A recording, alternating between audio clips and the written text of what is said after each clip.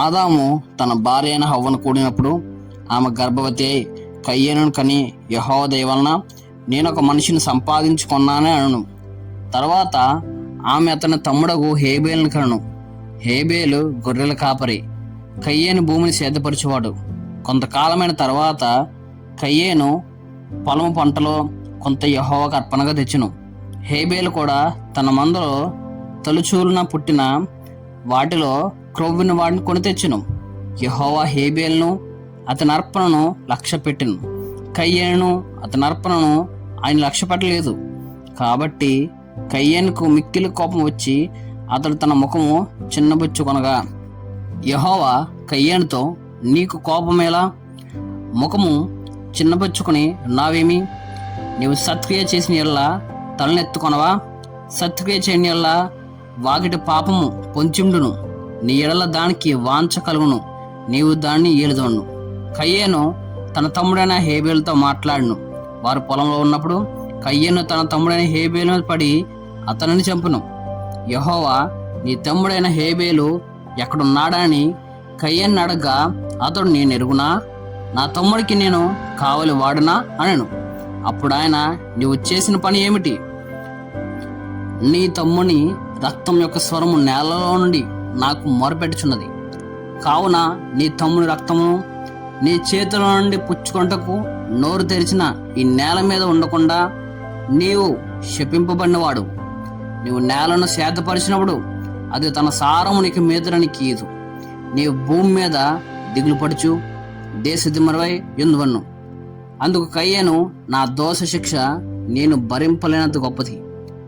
నేడు ఈ ప్రదేశం నుండి నన్ను వెళ్ళగొట్టితివి.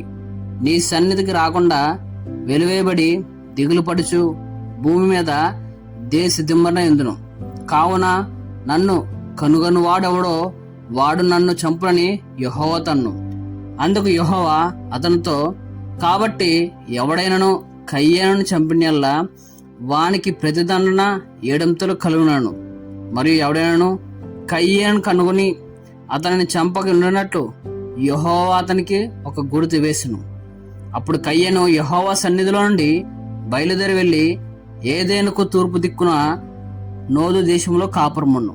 కయ్యేను తన భార్యను కూడినప్పుడు ఆమె గర్భవతి హానోకును కనను. అప్పుడు అతడు ఒక ఊరు కట్టించి ఆ ఊరికి తన కుమారుని పేరును పెట్టి హానోకు అని పేరు పెట్టెను. హానోకుకు ఇరాదు పుట్టెను. ఇరాదు మహయయేలు కనను. మహయయేలు మతుషియేలు కనను. మతుషియేలు లెమేకును కనను. లేమెకు 2 స్త్రీలు పెళ్లి చేసుకొను. వారిలో ఒక దాని పేరు ఆదా, రెండో దాని పేరు సిల్లా. ఆదా యాబాలును కనను. అతడు పశువులు గలవాడై గుడారంలో నివసించే వారికి మూలపురుషుడు. అతని సహోదరుని పేరు యాబోలు. ఇతడు సితారను సానికును వాడుక చేయి వారందరికీ మూలపురుషుడు. మరియు సిల్లా తుబల్కయను కనను. అతడు 14 రాగి పని ముట్లన్నిటినీ ఇనుప ముట్లన్నిటినీ చేయవాడు. తుబల్కీయును సహోదరి పేరు నయామా. లేమాకు తన భార్యలతో, ఓ ఆదా, ఓ సిల్లా, నా పలుకు వినండి. లేమాకు భార్యలారా, నా మాట ఆలకించుడు. నన్ను గాయపరిచినందుకే ఒక మనిషిని చంపితిని. నన్ను దెబ్బ కొట్టినందుకే ఒక బడుచువాణ్ణి చంపితిని. 7 ప్రతిదండన కయ్యేను కోసము వచ్చిన ఎల్లా లేమాకు కోసము 77 వచ్చినను. ఆదా మళ్ళా తన భార్యను కూడినప్పుడు ఆమె కుమారుని కని కయ్యేను చంపిన హేబేలుకు ప్రతిగా దేవుడు నాకు మరి యొక్క సంతానమును నియమించినను. నాకు మరి యొక్క సంతానం నియమించిన అనుకుని అతనికి షేతు అని పేరు పెట్టును. మరియు షేతును కూడా కుమారు పుట్టును. అతనికి ఏనోష్ అని పేరు పెట్టును. అప్పుడు యెహోవా నామమున ప్రార్థన చేయుట ఆరంభమైనది.